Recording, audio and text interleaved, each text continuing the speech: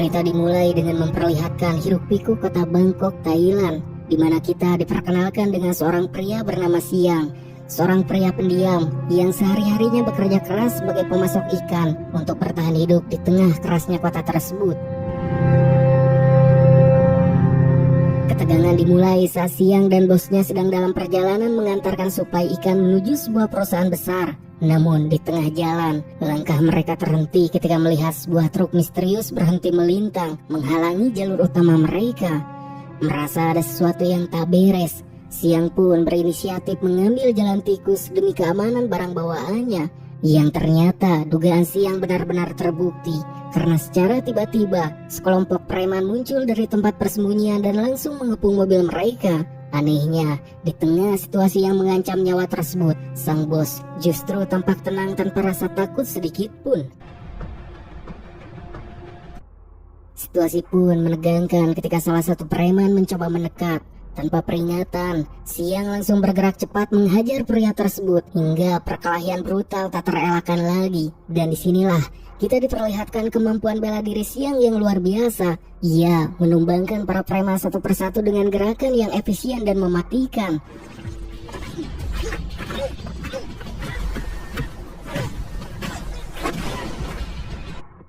Kekacauan semakin memuncak saat salah satu preman berusaha mencuri sebuah kotak dari dalam mobil. Namun sebelum niat itu terlaksana, sang bos sudah berada di belakangnya dan langsung membuat preman itu pingsan. Merasa situasi sudah terkendali, mereka pun segera tancap gas melanjutkan perjalanan sebelum bantuan lawan datang. Namun di balik ketenangannya, ternyata Siang menyimpan masa lalu yang kelam. Bertahun-tahun lalu, ia adalah petarung legendaris yang namanya sangat disegani di Bangkok. Namun, dunianya runtuh ketika sebuah bencana global melanda 10 tahun silam akibat pemanasan global yang ekstrim. Es kutub mencair dan melepaskan bakteri purba berbahaya yang menginfeksi makhluk laut, menciptakan wabah mematikan yang melumpuhkan Thailand. Pemerintah pun mengambil langkah drastis dengan mengisolasi negara. Namun sayangnya, distribusi makanan sehat hanya dikuasai oleh kaum elit, sementara masyarakat miskin seperti Siang harus bertaruh nyawa hanya untuk seteguk air bersih dan makanan layak. Hukuman pun menjadi sangat kejam. Kesalahan kecil bagi orang miskin berarti hukuman mati, yang akhirnya memicu munculnya kelompok pemberontak yang sering merampok suplai makanan milik perusahaan besar. Setibanya di perusahaan tujuan, Siang dan bosnya harus berhadapan dengan Choji, seorang manajer angku yang langsung memeriksa kiriman mereka. Sialnya, Choji menemukan salah satu kotak telah terbuka. Tanpa mau mendengar alasan, Choji langsung mengamuk, memotong gaji mereka secara sepihak dan melemparkan kotak bermasalah itu kembali sebagai beban tanggung jawab mereka. Setelah kejadian yang melelahkan itu, mereka kembali ke bengkel. Di sana sang bos memberikan kejutan dengan menyerahkan kunci sebuah motor besar kepada Siang sebagai kendaraan operasional baru untuk pengantaran berikutnya. Dan saat kotak yang bermasalah tadi dibuka, mereka mendapati ikan yang sangat langka di dalamnya. Sang bos pun memotong sebagian daging ikan berharga itu dan memberikannya kepada Siang agar ia bisa memberikan jamuan istimewa untuk keluarganya malam ini.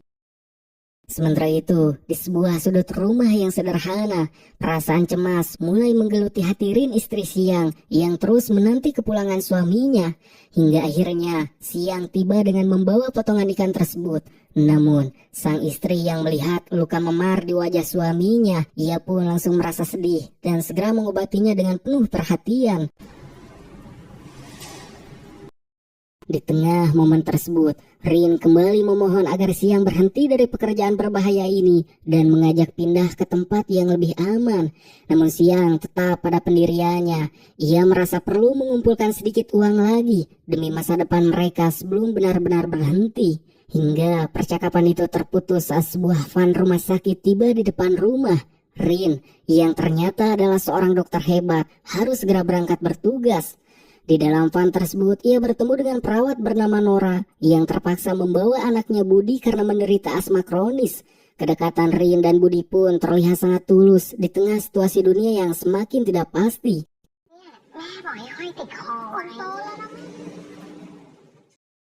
Di sisi lain kota, manajer Choji sedang mengadakan pertemuan elit yang sangat penting. Di sana, para petinggi membahas rencana besar untuk mengekspor suplai makanan Thailand ke pasar internasional. Namun, suasana formal itu seketika berubah menjadi horor saat Choji mencoba hidangan ikan yang disajikan koki. Baru satu suapan, Choji tiba-tiba tersedak, memuntahkannya dan langsung ambruk tak sadarkan diri di hadapan para tamu yang mulai histeris.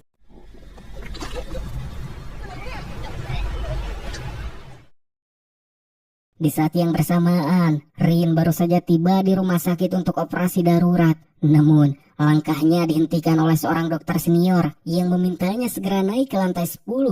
Meski sempat ragu, Rin akhirnya menuruti perintah tersebut setelah diberitahu bahwa ada seseorang yang sangat penting sedang menunggunya. Sesampainya di sana, suasana terasa sangat mencengkam. Rin melihat banyak sekali pasien yang sedang meregang nyawa karena rasa sakit yang sangat hebat.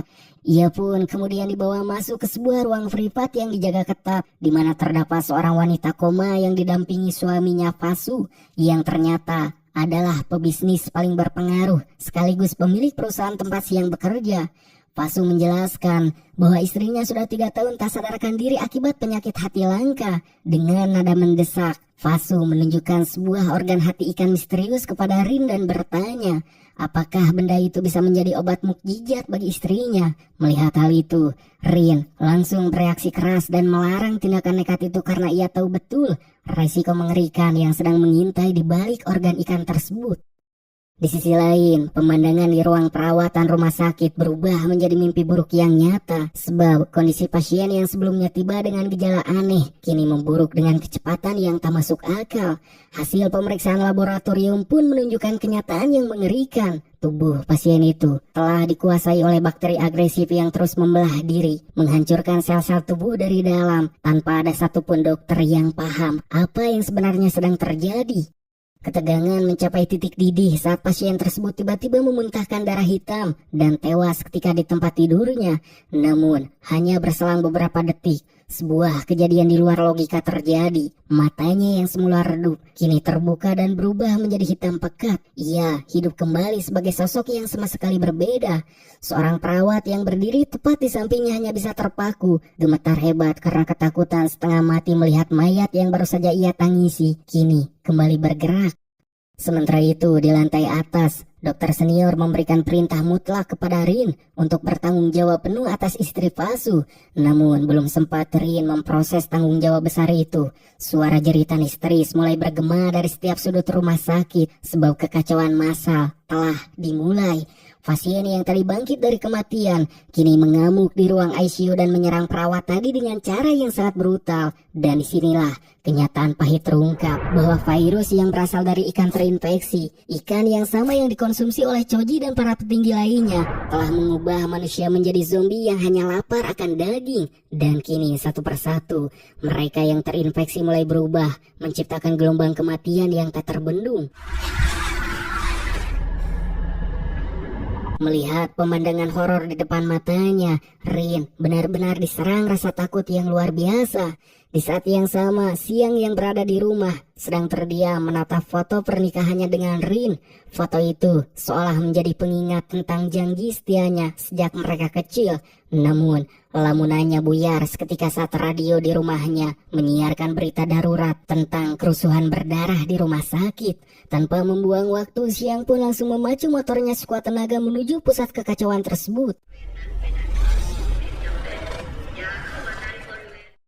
Setibanya di sana, Siang mendapati pemandangan yang lebih buruk dari medan perang. Ribuan orang berkerumun dalam kepanikan, sementara barisan tentara militer telah mengepung gedung dengan senjata lengkap. Pun, sebuah pengumuman keras menggema, melarang siapapun untuk mendekat atau keluar dari area rumah sakit yang kini telah menjadi zona karantina maut.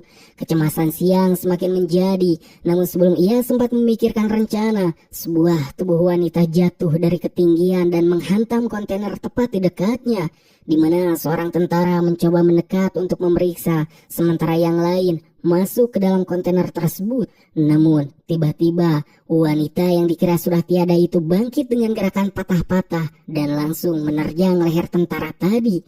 Meski bersimbah getih, tentara itu berhasil melepaskan tembakan tepat di kepala mayat hidup tersebut.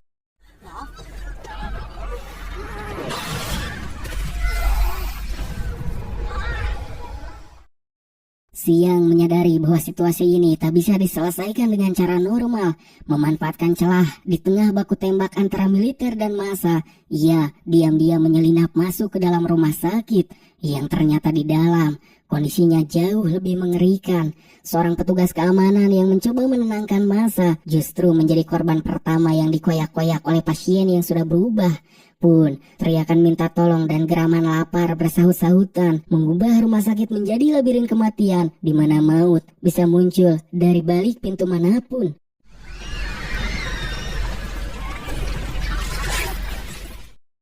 Di sebuah ruang sempit, Rin bersembunyi bersama sang dokter senior yang sudah terluka parah. Yang karena belum paham bahwa virus ini menular lewat gigitan, sang dokter mendesak Rin untuk segera keluar mencari bantuan. Namun, saat Rin baru saja melangkah beberapa meter, ia mendengar suara jeritan dari dalam ruangan tadi. Dan begitu ia menoleh, jantungnya nyaris berhenti. Sang dokter senior kini telah berubah menjadi monster dan langsung menerjang ke arahnya. Beruntung, insting bertahan hidup Rin masih kuat. Ia berhasil menghindar dan berlari keluar menuju koridor yang kini sudah hancur berantakan.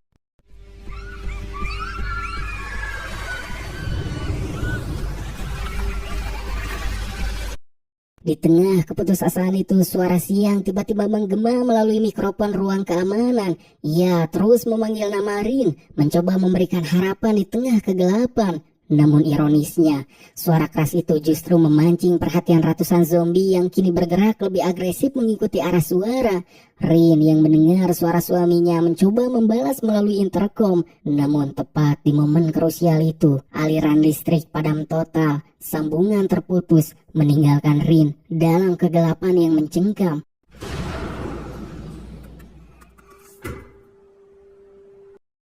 Siang yang sudah kehilangan kesabaran langsung keluar dari ruang keamanan. Ia tak peduli dengan persembunyiannya. Dan di koridor, ia langsung dikepung oleh puluhan zombie.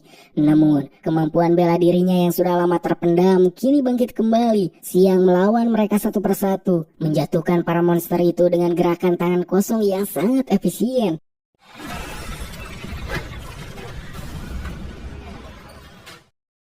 Sementara itu, Budi yang terpisah dari ibunya harus berjuang sendirian. Ia berlari ke lantai atas dengan nafas yang mulai sesak akibat asma, dikejar oleh para sosok yang ingin memakannya. Budi pun berhasil masuk ke ruang operasi dan mengunci pintu dengan tangan gemetar. Namun, saat ia mencoba bersembunyi di balik tirai, seseorang tiba-tiba menariknya. Budi pun berontak sekuat tenaga dan saat tirai terbuka, ia melihat sesosok zombie wanita tergantung di alat medis dengan posisi yang mengerikan.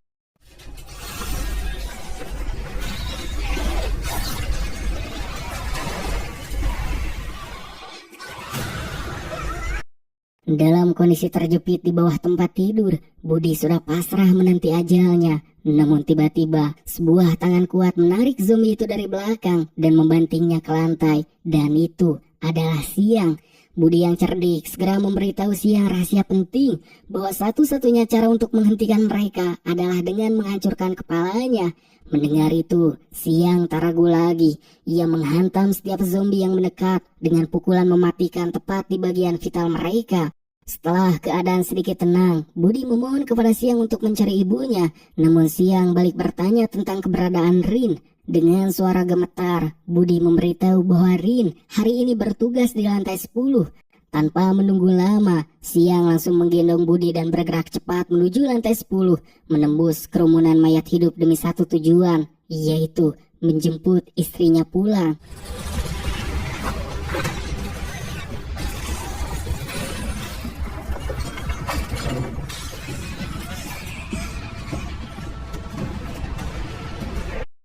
Hingga akhirnya Siang berhasil menemukan Rin yang sedang terkepung di sebuah lorong buntu. Dan pertemuan yang penuh emosi itu terjadi di tengah ancaman geraman mayat hidup yang mulai mendekat dari arah belakang. Tanpa membuang waktu, Siang langsung menarik Rin ke dalam pelukannya, memastikan bahwa istrinya masih bernapas meskipun kondisi mentalnya sudah sangat terguncang.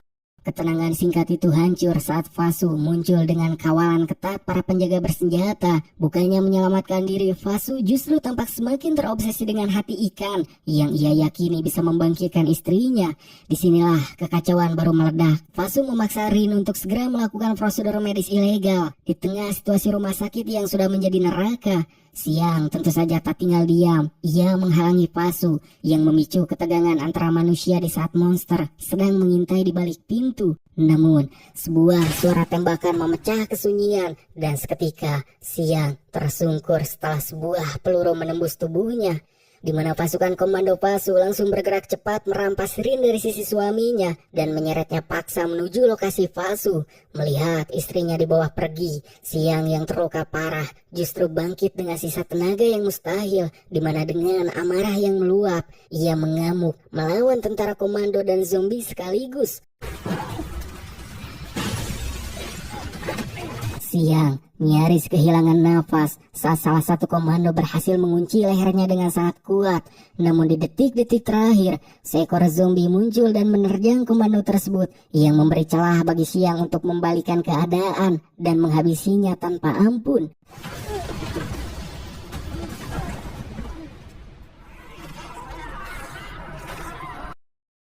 Setelah situasi sedikit terkendali, Rin berhasil meloloskan diri dan kembali untuk menyeret tubuh Siang yang kini bersimbah getih ke tempat yang lebih aman.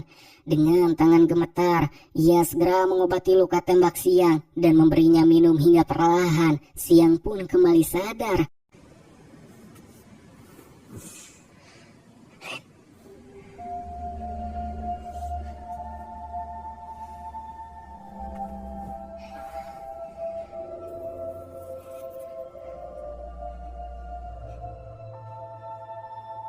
Namun, kedamaian itu hanya bertahan beberapa detik karena salah satu komando yang tadi tewas kini sudah bangkit sebagai mayat hidup dan langsung menyerang mereka.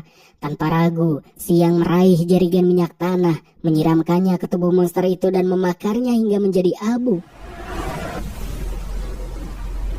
Akan tetapi, api tersebut justru memicu sensor panas yang otomatis mengaktifkan sistem air di seluruh gedung. Dan disinilah mimpi buruk yang sebenarnya baru saja dimulai. Air yang mengguyur tubuh para zombie ternyata tidak menghentikan mereka. Justru sebaliknya, air itu bereaksi dengan virus ikan di dalam DNA mereka, membuat mayat-mayat hidup tersebut bangkit kembali dengan kekuatan yang jauh lebih dahsyat dan lebih cepat dari sebelumnya.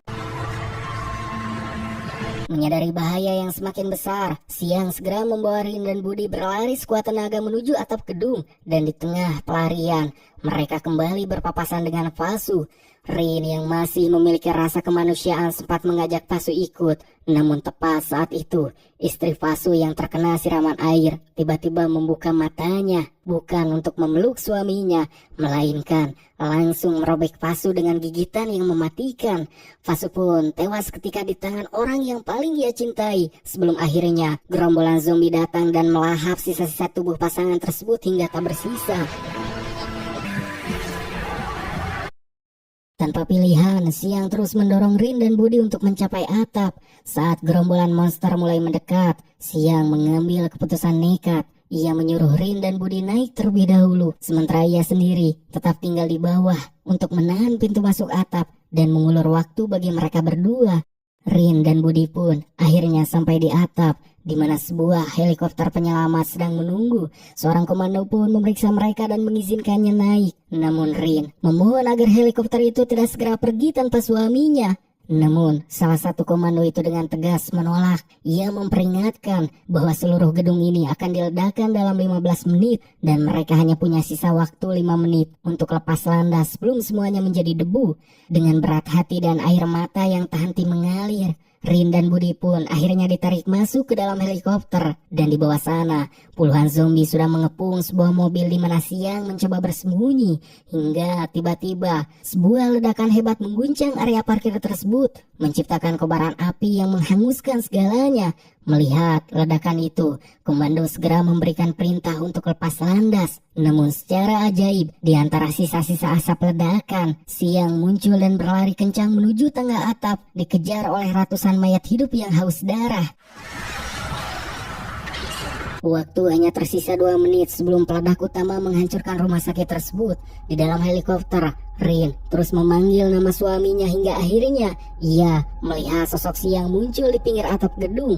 Wajah Siang pun tampak tenang dan penuh rasa lega melihat istrinya sudah berada di tempat aman. Dan Rin pun berteriak sekuat tenaga memintanya untuk melompat. Namun Siang justru berhenti melangkah. Ia hanya diam berdiri, menatap helikopter yang mulai menjauh dan terbang tinggi ke angkasa, di mana pandangan terakhir mereka bertemu di udara.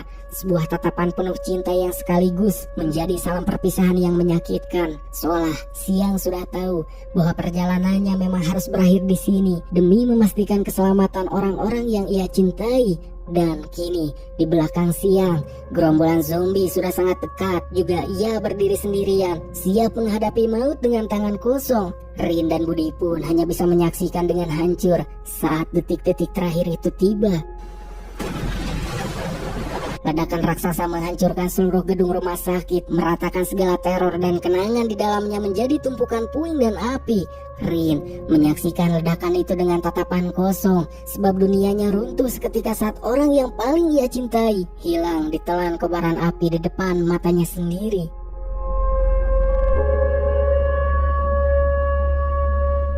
Singkat cerita, beberapa bulan pun berlalu. Kita melihat Rin kini tinggal di sebuah desa terpencil yang jauh dari hiruk-pikuk kota Bangkok yang hancur.